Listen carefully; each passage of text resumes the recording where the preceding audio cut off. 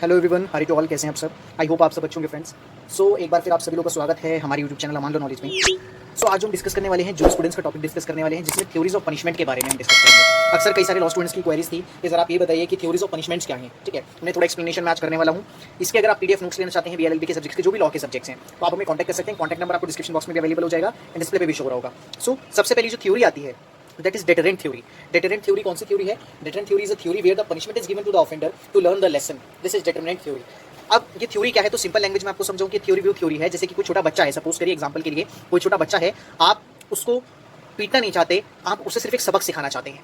ठीक है, जैसे सपोज करिए एक बच्चा है छोटा, आप क्या करते हैं, उसे डराने के लिए एक कमरे में बंद कर देते हैं। ठीक है, और डोर को लॉक कर देते हैं। लॉक करने के बाद वो बच्चा रोता है, फिर वो बाहर आने के लिए कहता है, यानी उसने जो गलती करी उसकी वजह से उस बच्चे को क्या करते हैं, एक रूम में लॉक कर देते हैं। फिर जब वो सॉरी कह देता है या अपनी जो भी, देन वो डोर को ओपन कर दिया जाता है, बच्चा बाहर आ जाता है। यानी सिर्फ लेसन सिखाने के लिए, यानी कुछ चीज़ें सीख देने के लिए इस डेटरेंट थ्योरी का यूज करा जाता है, यानी सिर्फ सबक सिखाने के लिए। The main aim of this theory to deter the prevent the crime from attempting any crime और repeating the same crime in the future. यानी जो मेन एम है थ्योरी का वो ये है कि क्रिमिनल को क्या करना, क्राइम होने से बचाना।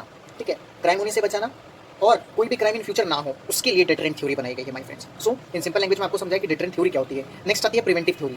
तो the preventive theory of punishment seeks to prevent perspective crimes by disabling the criminals. The main object in this theory is transforming the criminal and permanently temporary. इसमें एक तरीके से डिसेबलिंग कर देते हैं क्रिमिनल को। तो सपोज करिए कि जहाँ पे कि कोई भी अगर ऑफेंस करा है और वहाँ पे ऑफेंस करने के बाद क्या होता है, उस ऑफेंस के रिगार्डिंग उस क्रिमिनल को सजाए मौत दे दी जाती है, यानी फांसी दे दी जाती है, क्रिमिनल को टोटली डिसेबल कर दिया जाता है। तो वो चीज़ प्रिवेंटिव थ्योरी में आती है। फिर नेक्स्ट आ जाता है आपका रिफॉर्मेटिव थ्योरी।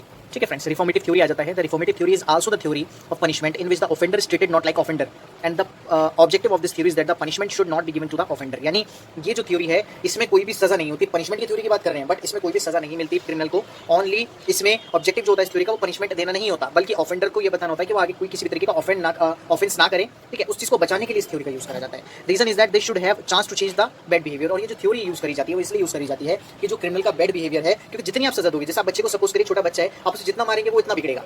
ठीक है, यानी जितना उसे पीटेंगे, लेकिन आप अगर उसे तरीके से समझाएंगे तो उसमें कुछ ज्यादा चेंजेस और इफेक्ट देखने के लिए मिलेंगे। तो उसी तरीके से बैड बिहेवियर को चेंज करने के लिए रिफॉर्मेटिव थ्योरी का यूज करा जाता है। नेक्स्ट आती है retributive theory. Retributive theory is a theory of punishment is related to the grave punishment. यानी रिट्रीब्यूटिव थ्योरी पनिशमेंट है रिलेटेड टू ग्रेव, यानी जो ग्रेव बड़ी पनिशमेंट है उससे regarding. In this theory the punishment is given to the same offence like anyone murder to someone, so the accused punishment would be murder. यानी ये क्या होता है रिट्रीब्यूटिव थ्योरी, जैसे को तैसा। ठीक है, इन द सेंस कि जैसे सपोज करिए एक पर्सन ने ए ने बी का मर्डर कर दिया। ठीक है, अब इस केस में सजा उसे ऐसे होगी जैसे ए ने बी का मर्डर करा वैसे ही बी का मर्डर भी करा जाएगा।